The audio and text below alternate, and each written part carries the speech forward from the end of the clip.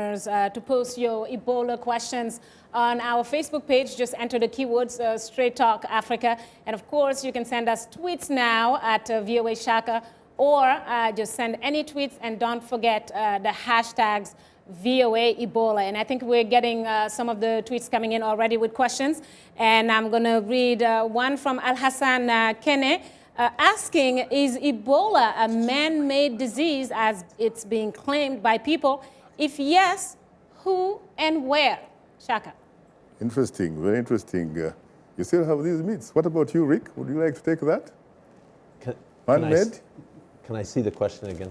Oh, just the question asked, is Ebola actually a man-made disease? If yes or no, why? Right. No, yeah. Ebola is a virus, and nobody invented it in any lab.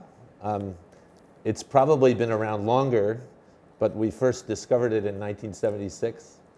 And the reason why it can pop up here and there is because it can stick around in certain animal populations, like bats and other primates like monkeys. So it can be in the environment, even though it's not causing an outbreak in humans. So it can be out there in the environment, and then it can pop up in another human population. Now, Rick, there are some people who may want to know, what is the difference between a virus and a bacteria? Bacteria seem to be very much taken care of, really. They can be treated effectively and what have you. But viruses seem to be very stubborn. What's the difference between the two? Well, bacteria are alive all by themselves. They can live in a bowl of soup. Whereas viruses have to have a host. So the virus, when it's just sitting there, it's not really alive. It can't reproduce, it can't do anything.